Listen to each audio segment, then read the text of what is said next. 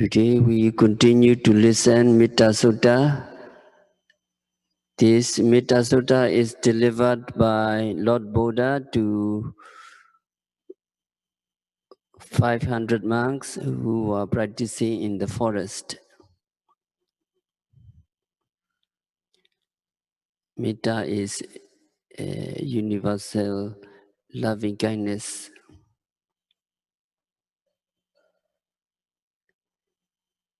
In this Mettā Sutta, Lord Buddha mentioned Bhāvanā Patipada, preliminary path, preliminary practice before Mettā Bhāvanā. These Bhāvanā Patipada or preliminary paths are 15. Practitioner should be able, upright, very upright, obedient, gentle, and not conceited.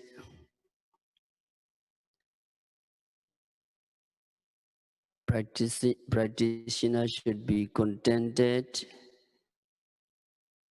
easy to take care of.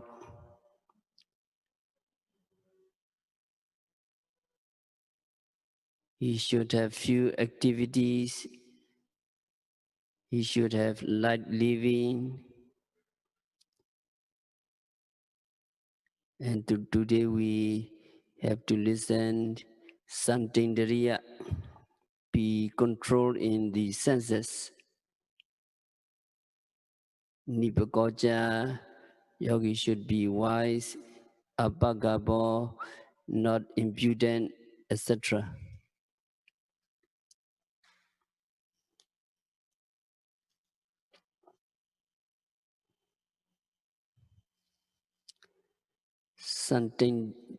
Santindriya.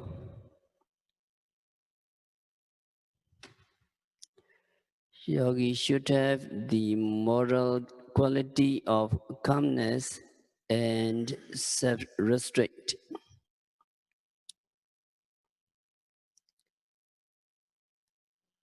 There are 6 indriyas, the 6 doors of senses.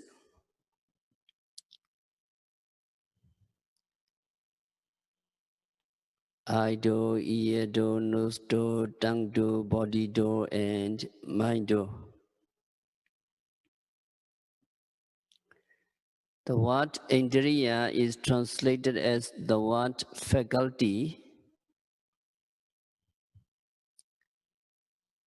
The meaning of indriya is governing or having authority. These that are called indriyas exercise their authority in their respective fields, in their respective domains.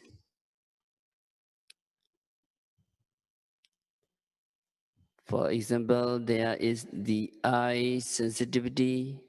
Eye sensitivity is called an indriya because it exercises authority over seeing. When the eye sensitivity is strong, then seeing is also strong. When the eye sensitivity is weak, the seeing is weak.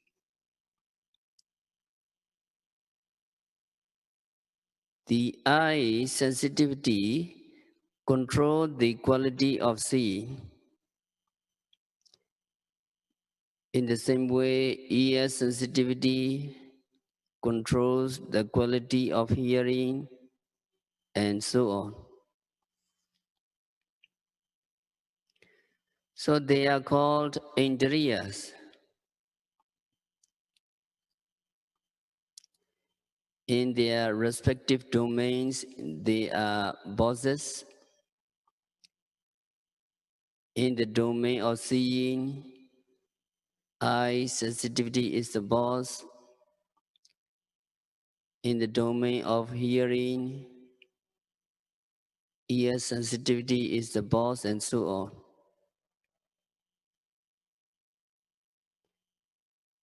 So the first one is Chakundriya. It is identified with Chakupasada.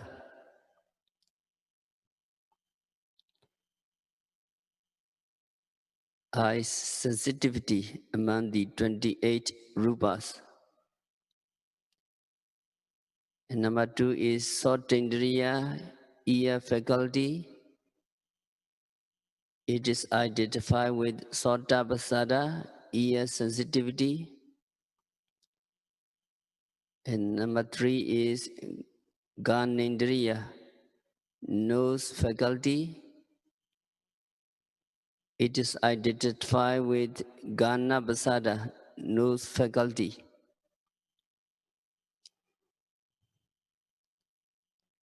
And number 4, Jayawindriya is identified with Jiva Pasada, tongue faculties. And number 5 is Kayendriya, faculty of Kaya. The faculty of body is identified with Kaya Pasada, body sensitivity. The last one is Manindriya. Mano means mind. It is mind faculty or Chitta faculty. So it is identified with Chitta. So how many indriyas? 6. Okay. Can you follow me? Chakundriya. Chakundriya. Sotindriya. Kanindriya. Jewindriya. Kayindriya. Manindriya. Manindriya. Mana indriya. No? So eye, ear, nose, tongue, body, and mind. The six faculties.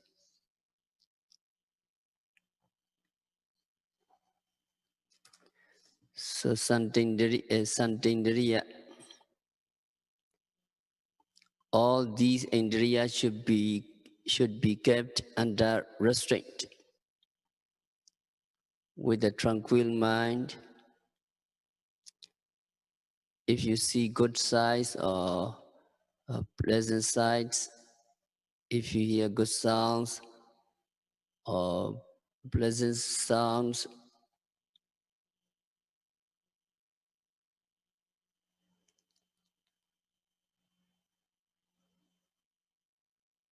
that person is attracted to these sensation objects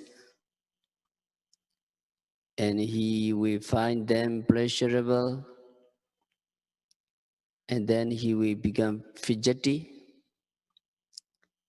he becomes restless, smiling and loving. When sensation arises from good smell, fine taste, and pleasurable touch, in the same way, when he see an ugly sight,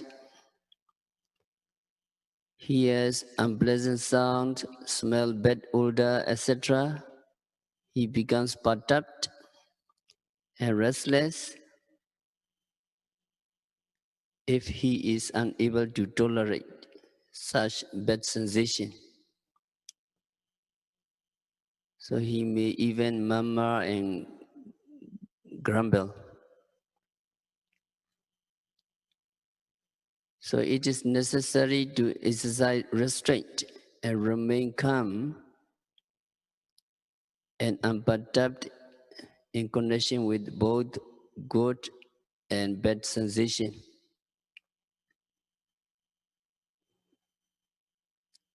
So practitioner should keep his mind at peace and control himself by reflection and also by contemplating and noting. How many methods? 2. Reflecting and noting. Reflecting, and you can reflect, and noting is observation, direct method. And the best way is to keep control of your own mind by contemplating and noting at the moment of seeing, hearing, smelling, etc.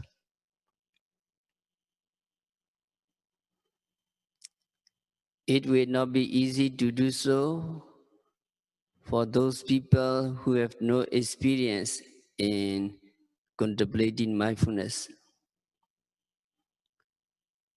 So it will be sufficient enough for him to remain indifferent whether the sensation are good or bad. However, if painful sensation become extreme, he should try his utmost to control them through reflection.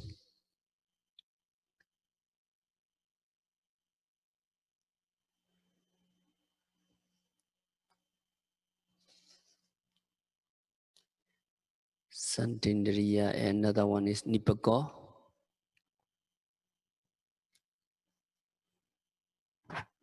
Nipako, yogi should be prudent and wise. In respect of reflective knowledge, yogi must be mature and fully developed mentally. Young children are lacking in maturity. The more a person advances in age, the more he becomes mature. That is how his imaginative power or knowledge becomes fully developed and strengthened. In Visuddhimagga, the knowledge of Pariharika has been elucidated by an expression Nipako. The knowledge of Pariharika is nothing but the reflective knowledge or sound imagination which is capable of carrying out any task to completion. These are the knowledge which reflect with full consciousness whether what he is doing is advantageous or not.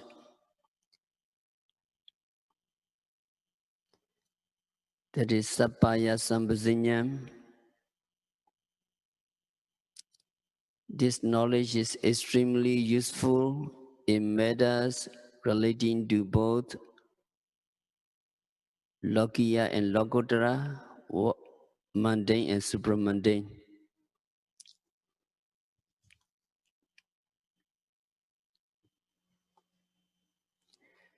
There is a kind of knowledge which should be accomplished. In the commentary, which serves as an introduction to this Mettā Sutta, this knowledge has been distinguishingly shown as number one, the knowledge that protects the preservation of sila, morality. Number two, the knowledge which is capable of managing or which takes care of the robes. Number 3, the knowledge which fully understands the 7 kinds of sapaya, that is known as to what is suitable or profitable or advantageous. These are the reflective knowledge called pariharika. Among these knowledge, the one which knows how to manage things relating to robes, etc., does not seem to be urgently required in the matter of developing Mettā Bhāvanā.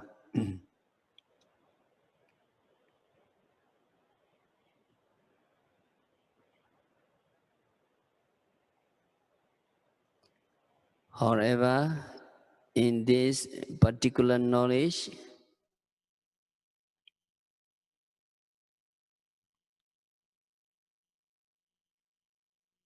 it becomes essential when practicing meditation for a considerable length of time. There are 7 sapaya or desirable things. These are number 1, suitable accommodation, which is profitable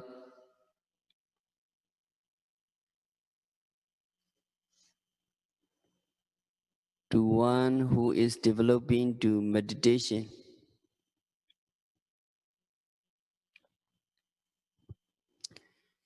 Number 2, suitable village where offerings of food can be obtained. Number 3, suitable or appropriate speech.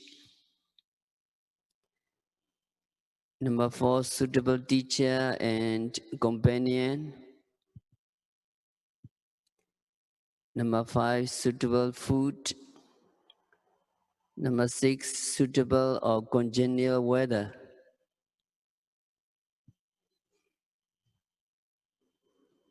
Number 7, suitable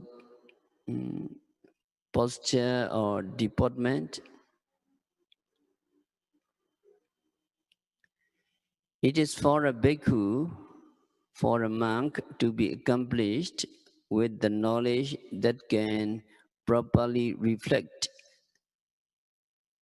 and decide as to which monastery is suitable for him to reside, etc.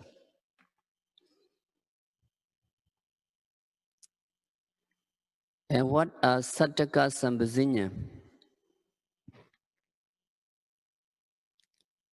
It is necessary to consider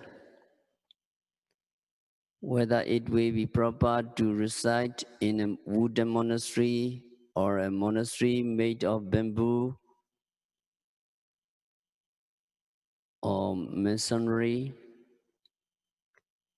and whether the place is peaceful, tranquil, and congenial.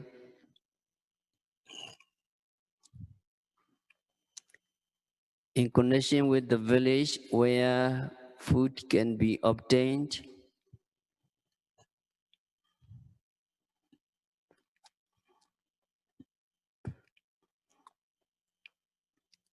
it is to be considered whether offerings of food will be received and whether there can be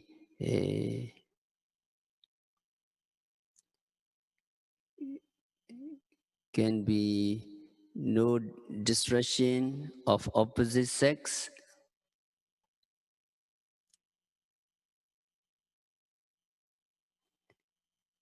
And it is to consider as to what kinds of talk that is uttered can be harmful to the practice of meditation. If there is nothing in particular, the best thing would be to abstain from talking anything not relevant to the Dhamma. As regards individual, it is to reflect whether there is any progress or lack of progress relating to Dhamma by relying upon such and such a Dhamma teacher or other person with whom he has to deal.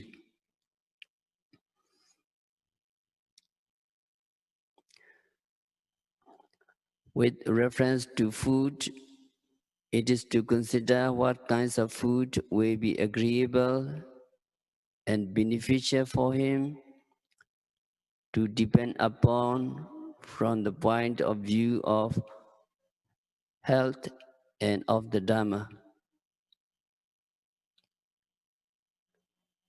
And yogi should also reflect as to what kinds of portions will be best suited to make progressive steps in the exercise of his meditation.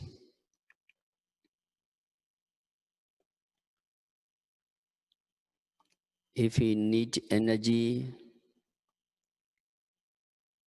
also it is suitable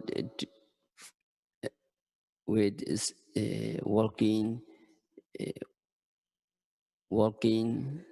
and if he needs concentration, he should practice sitting, etc. So this is the way how mature reflective knowledge should take place, whether it will be profitable or not in connection with the selection of suitable monastery.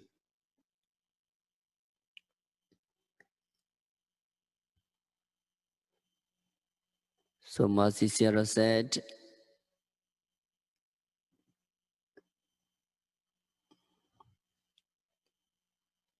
motto regarding this Sambhajinya, reflection made as to whether it is profitable and agreeable or not is Sattaka Sambhajinya.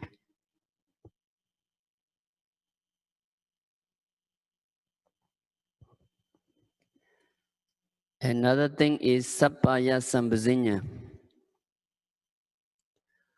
Although advantages may be obtained, it needs consideration whether it would be proper or not. If it is a room in a monastery, it will not be proper for a junior monk to occupy the place. If it is meant for the senior or elderly monk, and also it will not be proper for a senior monk to occupy the place if it is meant for the junior monk. In regard to speech, it would be improper to preach to those people who are busy, even if the preaching on Dhamma will be beneficial to them.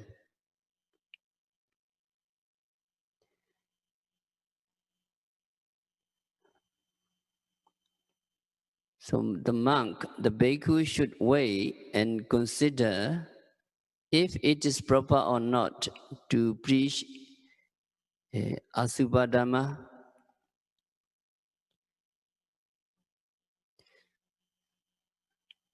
meditation on repulsiveness, etc., on an auspicious occasion.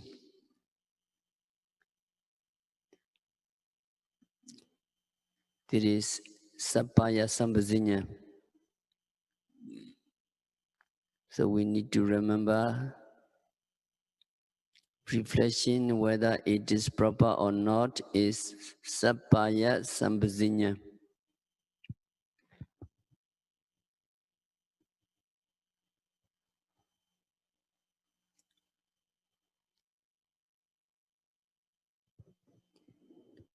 Another one is apagabo.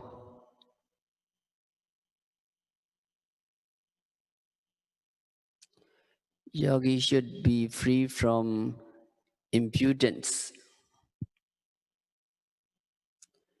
To be free from impudence conveys the meaning of being impolite or rude. There are three kinds of incivility. Number one, rudeness of physical behavior. Number two, rudeness of verbal behavior. And number three, rudeness of mental behavior.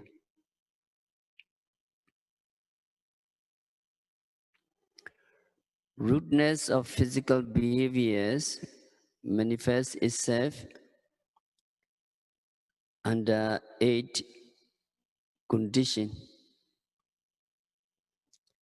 Of these 8,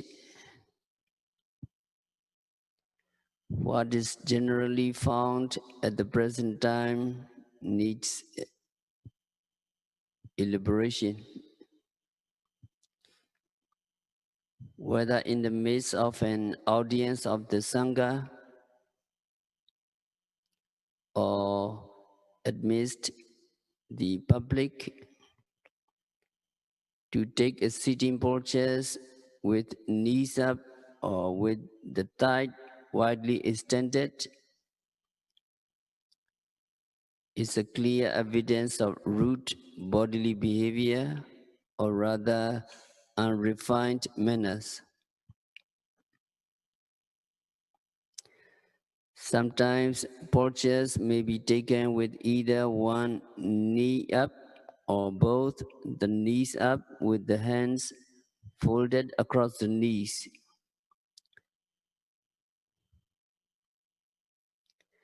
Such sitting postures also indicate rudeness of physical behavior.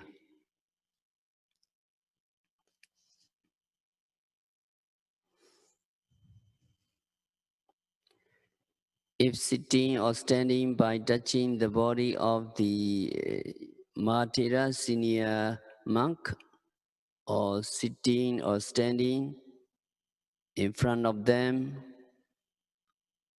or sitting or standing on an elevated place, or sitting by pulling over the long rope on the body from head to toe, or talking to others in a standing postures, or talking or chattering with gesticulation. That is expressive motion of the limbs, are clear instances of rudeness of bodily behavior.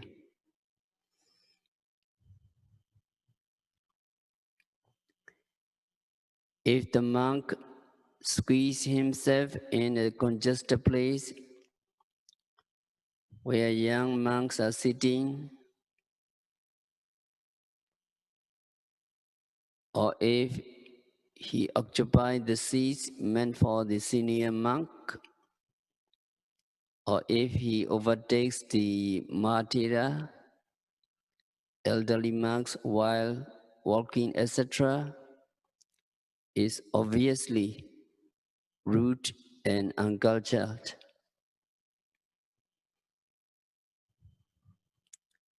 So Bhikkhu, the monk, should avoid all such impolite physical behaviors and mannerisms.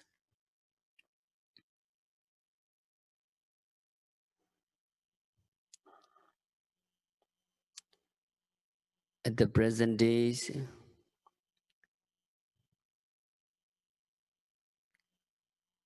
some elderly bhikkhus, monks, under the guise of noble personages, even make a pretentious display of supernatural powers by caressing or making a fondling touch on the head of the ladies with their hands as if they are blessing them. Such indecent behaviors are totally prohibited under the rules of Patimokkha, under the rules of Vinaya discipline.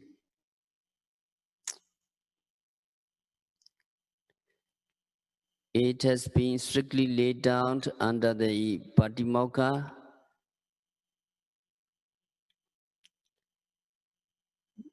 the monk's rules that the bhikkhu, the monk should not even give a fondling touch to their own daughters and mothers. A condition has been prescribed prohibiting monks from handling even a doll representing a female figure with pleasurable sensation. So fondling touch made in this way may be said to be a rude bodily demeanor.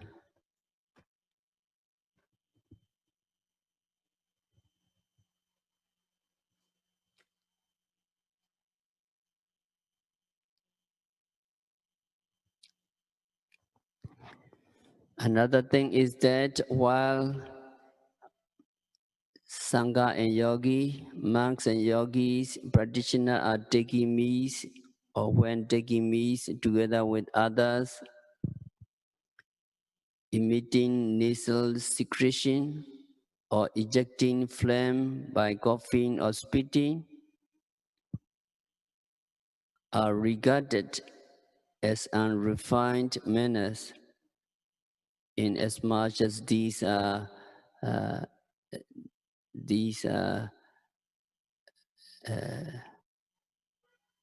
despicable. Such disgusting behaviors should also be avoided.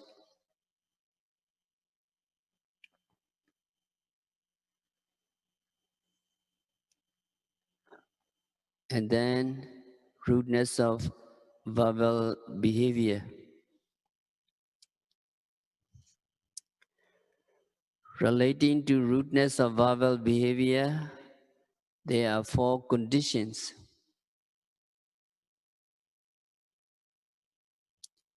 In the midst of an assembly of Sangha, assembly of monks, or in the midst of an assembly of people, or in the presence of Martyra, senior monks, if there is anything to talk, a monk should speak only after permission has been sought from Martyra, senior monk. Any talks made without permission is rudeness of verbal behavior. If an explanation is given relating to a problematic issue without seeking permission, it would also amount to verbal misbehavior.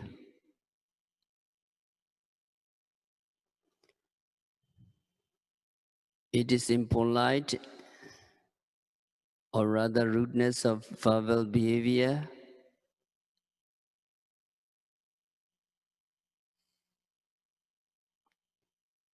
if resorted to making utterances in the midst of an audience of the members of the Sangha or in the presence of Martyra, senior monks. And also asking the benefactors,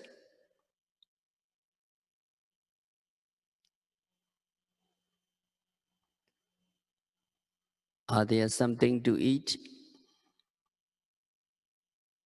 I'm hungry, etc. Are there any meal or are there any food?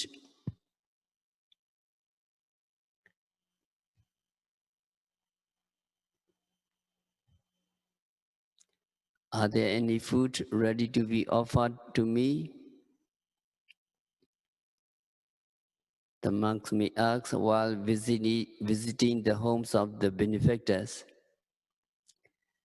So bhikkhus, the monk should refrain themselves from behaving in the like manners, which in fact is an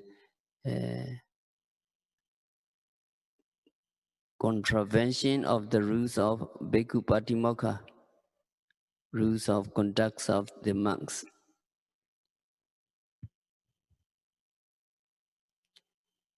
Another one is rudeness of mental behavior. Rudeness of mental behavior means to be disrespectful by thoughts to those who deserve respect. To think of a person superior in racial status as being his equal, or imagine a noble personage endowed with sila, morality, samadhi, concentration, abhinya, wisdom, as being his equal. Or if a person who is lacking in knowledge, or rather unlearned in scriptures, imagines an unintellectual person as his equal,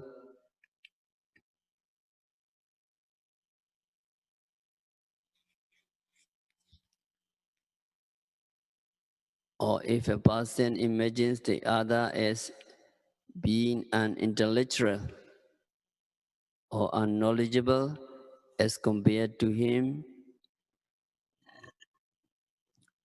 or if a person who does not meditate, who does not practice meditation, imagines a well-accomplished meditator as his equal,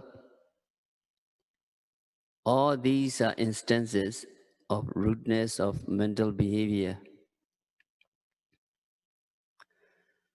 So yogi should totally be free from all physical, verbal and mental misbehavior.